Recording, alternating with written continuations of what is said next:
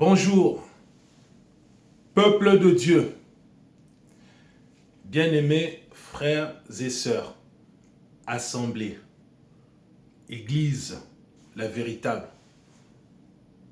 qui est le temple, toi et moi. Je vous salue au nom de notre Seigneur Jésus-Christ de Nazareth. Aujourd'hui, nous parlons de la dîme. La première partie. Il y a beaucoup à dire. Je dis bien, il y a beaucoup à dire sur la dîme. Autrefois, je n'avais pas la révélation. J'ai eu à exhorter, j'ai eu à parler de la dîme, mais ce n'était pas ça. Aujourd'hui, le Saint-Esprit, lui, le grand enseignant, lui, le véritable pasteur, lui seul qui travaille à plein temps, m'a ouvert les yeux. Comme dans Éphésiens, le Seigneur m'a fait grâce. Il peut te faire grâce également. Éphésiens 1 nous dit que le Dieu de notre Seigneur Jésus-Christ, le Père de gloire, nous donne un esprit de sagesse et de révélation dans sa connaissance et qu'il illumine les yeux de notre cœur pour que nous sachions quelle est l'espérance qui s'attache à son appel. J'ai compris maintenant. Au fait, la dîme, ce n'est pas la monnaie, ce n'est pas les billets de banque, ce n'est pas l'argent. Non, frères et sœurs.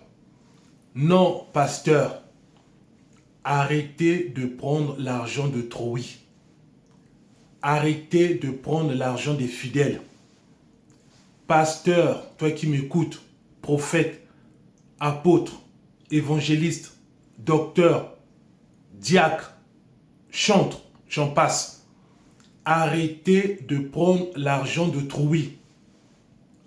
Travaillez. L'apôtre Paul, il servait le Seigneur. Il était aussi un faiseur de tentes. Il vendait les tentes. Il avait une activité. J'en ai déjà parlé dans mes précédentes vidéos. Tu sers le Seigneur, mais il faudrait que tu aies une activité. Tu dois travailler. Voilà pourquoi il y a toutes ces formes de dérive, de dépassement, d'abus. Non. La dîme, c'est pas ça. Non. C'est faux. C'est marqué nulle part.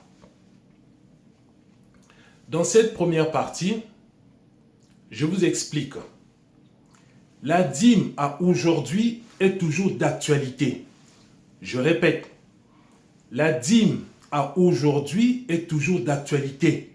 Mais ce n'est pas ça. Non, ce n'est pas l'argent.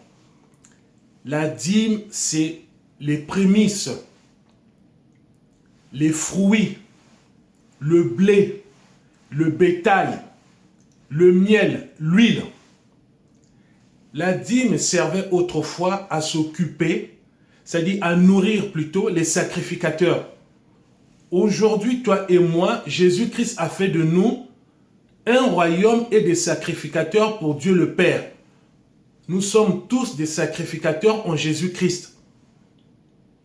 Ça veut dire quoi? Lorsque le Seigneur demandait la dîme, c'était la dîme en rapport avec la maison de l'Éternel, avec la maison du trésor. Puisque dans l'Ancien Testament, on servait le Seigneur dans la chair. C'était vraiment avec des éléments physiques, des éléments palpables, des éléments concrets. Le Saint-Esprit n'étant pas encore descendu définitivement. Pourquoi? Parce qu'il a fallu d'abord qu'il y ait l'œuvre à la croix de notre Seigneur Jésus. Voilà pourquoi il n'y avait pas de place pour tout le monde. Et pour le Saint-Esprit, et pour le Seigneur Jésus-Christ. Puisque le temps de Dieu n'était pas encore fixé. C'est ça. Donc, dans l'ancienne alliance, ceux qui nous ont précédés, d'Adam jusqu'à Malachie, tous ont servi le Seigneur par rapport à la chair. Et Dieu utilisait les éléments de la chair. Dieu utilisait les éléments de la chair pour enseigner son peuple. Mais aujourd'hui, ce n'est plus le cas, puisque nous sommes dans le ministère du Saint-Esprit. C'est lui maintenant qui fait le job. Voilà pourquoi je dis toujours, et je le redis, seul le Saint-Esprit travaille à plein temps. Pasteur, Dieu ne peut pas t'appeler à plein temps, c'est impossible. Sinon, tu prendras la place du Saint-Esprit, c'est impossible.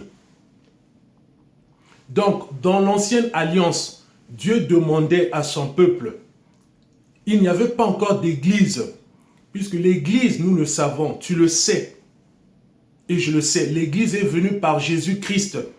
C'est lui le chef, le fondateur, la pierre angulaire. Dans l'Ancien Testament, on ne parlait pas encore d'église. On parlait de la maison du trésor. On parlait de l'assemblée. On parlait de la maison de Dieu. Mais nous ne sommes pas la maison du trésor. Nous sommes cependant, comme 1 Corinthiens 3,16 le dit, nous sommes le temple de Dieu. Nous ne sommes pas la maison du trésor. Non. C'est aussi français. C'est aussi français. Nous ne sommes pas la maison du trésor. Non. Nous sommes le temple. C'est-à-dire, nous louons le Seigneur. Dieu a sa propre demeure, qui n'est pas d'ici. La demeure de l'Éternel, c'est là-bas, c'est là-haut, c'est le paradis. C'est ça la maison de Dieu. Mais nous ne sommes pas la maison du trésor. Donc lorsque le Seigneur demandait aux enfants d'Israël, à son peuple, d'apporter les dîmes et les offrandes dans la maison du trésor, c'était vraiment des aliments physiques, du miel. Allez vérifier dans Malachie. Allez vérifier dans Malachie. C'est vraiment de la nourriture physique, afin qu'il y ait de la nourriture. Afin qu'il y ait de la... Il s'agit vraiment de la nourriture physique, pas d'autre nourriture. Dieu ne parlait pas d'argent, non, c'est faux. Bien qu'à cette époque, il y avait aussi le troc. Les échanges qui se faisaient entre marchandises, c'est-à-dire marchandises entre marchandises. Mais il y avait aussi de la monnaie. Il y avait par exemple le cycle. Il y avait de la monnaie, de l'argent. Mais Dieu n'a jamais demandé qu'on lui apporte de l'argent, des pièces, de la monnaie. Non. Non. Non, frère. Non, sœur. La dîme est toujours d'actualité, mais ce n'est pas l'argent comme tel. Dieu te demande, pasteur, va travailler, va chercher du boulot. C'est tout. C'est tout. Quand on parlait de la dîme et des offrandes, c'était vraiment le matériel, le concret. Quelqu'un venait par exemple avec de l'huile, du blé, du mou. C'est ça. Des éléments palpables, tangibles, physiques. Et c'était pour s'occuper des autres. C'est-à-dire pour qu'il y ait vraiment de la nourriture dans la maison. La maison bâtiment. Je dis bien la maison bâtiment. La maison du trésor. Afin que les sacrificateurs mangent. Afin que les autres mangent.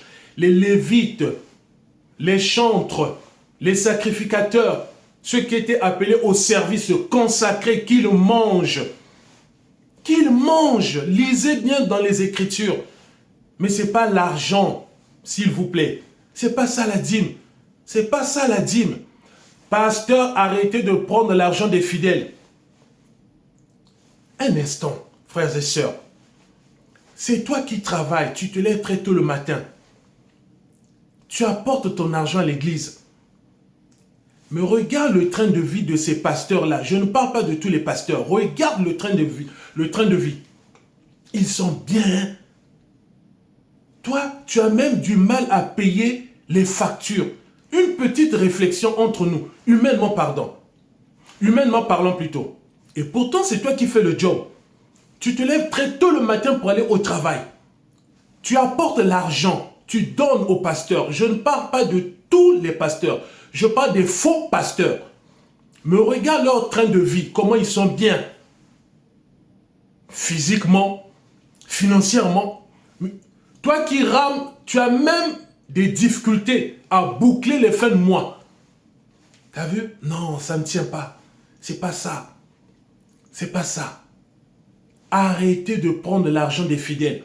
Et même dans l'ancienne alliance, ce que le Seigneur demandait, c'était des dons volontaires. Il y a toujours cette base du volontariat. Apporter les dons volontairement, même pour la construction du temple, le temple de Dieu. Il fallait faire des dons volontairement. On ne demandait pas, on ne mettait pas la pression sur les membres. C'est volontaire. L'apôtre Paul l'a repris aussi dans le Nouveau Testament. Volontaire, des dons volontaires, des dons volontaires. Donc arrêtez de prendre l'argent des fidèles, s'il vous plaît.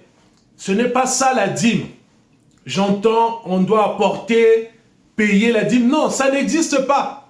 On ne paye pas la dîme, on n'apporte non plus la dîme. Non, ça n'existe pas. Il faut arrêter. Faut arrêter. C'était dans la maison du trésor. Aujourd'hui, il n'y a plus de maison du trésor. C'est le temple, le temple. Jésus-Christ a fait de nous un royaume et des sacrificateurs pour Dieu le Père. Je m'arrête là pour aujourd'hui. Apportez-moi les preuves, s'il vous plaît. Donnez-moi les références. C'est pourquoi, je le dis encore une fois, nous avons tous fait des études. Mais la parole de Dieu, c'est par révélation. Comprendre les saintes écritures, c'est par révélation. C'est pas parce qu'on a fait des études. Autrefois, j'étais aussi comme vous, je ne comprenais pas. Mais pourtant, je lisais ça. Cette partie-là dans Malachie. Je ne comprenais pas.